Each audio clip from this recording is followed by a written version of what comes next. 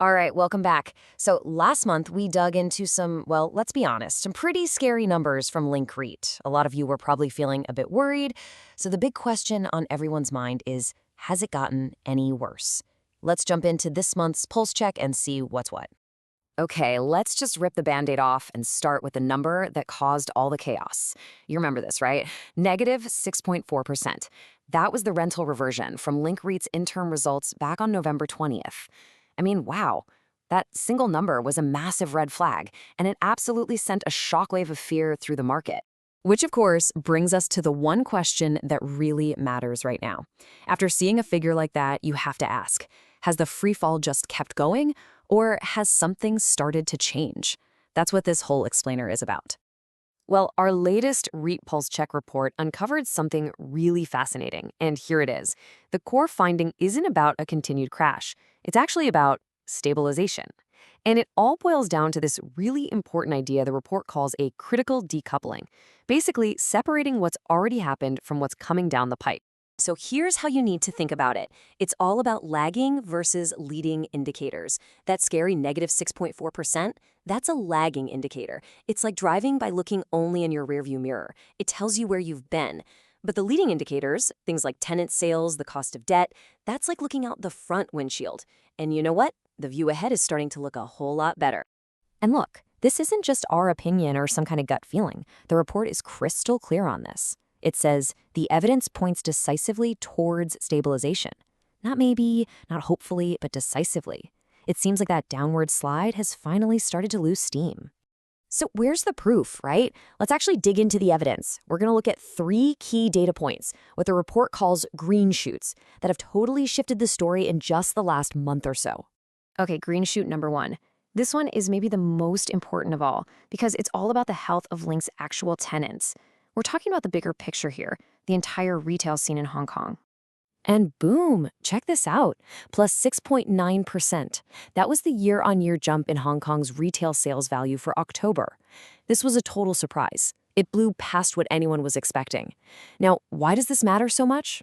It's simple. If your tenants are making more money, they're a lot less likely to be banging on your door demanding huge rent cuts.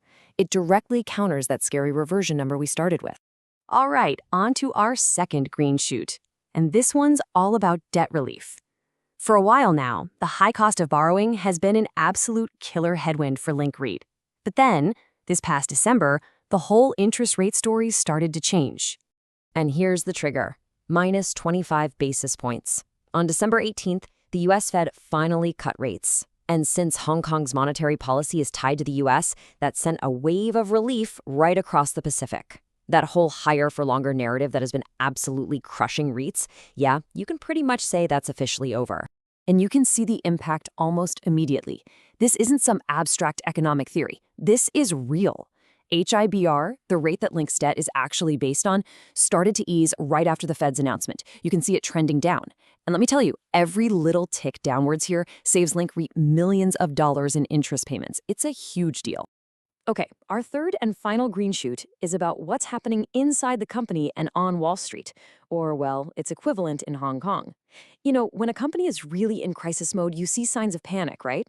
Well, with Link, we're seeing the complete opposite. Just look at the signs of a steady ship. The CEO transition? Totally orderly, no drama. Are they dumping assets in a panic sale? Nope. And this is the big one. You've got major players like UBS and Morgan Stanley actually upgrading the stock. They're not just saying hold, they're saying buy. That's a massive vote of confidence. It tells you the big money thinks the worst is behind us. So we've got our 3 green shoots. Retail is bouncing back, debt is getting cheaper, and the company is acting steady. What does this all mean for you, the investor? Let's pull all these threads together and give a final verdict. Now, it's really important we're all on the same page about what stabilization means. This is not a V-shaped recovery. We're not saying things are about to skyrocket. What we are saying is that the bleeding has stopped. That accelerating downward spiral has flattened out. The free fall is over, and it looks like we've finally found the floor.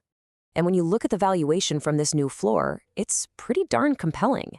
I mean, you can buy this thing at a massive 43% discount to what its assets are actually worth. You're getting paid a 7.4% yield to wait, and that gap, over 400 basis points between its yield and the risk-free rate, historically, that's the kind of number you see at a major turning point.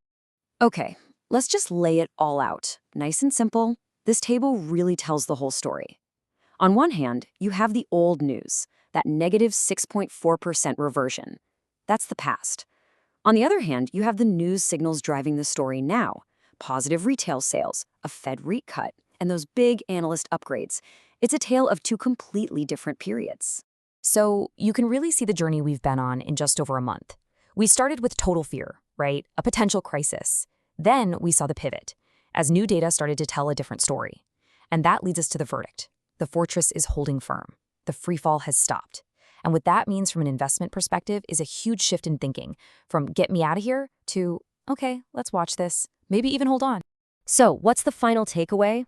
Well, the report wraps it up perfectly. It calls this moment a potential Goldilocks entry point. Why? Because all the bad news seems to be fully baked into the price already. But the good news, well, that's just starting to trickle in. It leaves you with a really interesting question, doesn't it?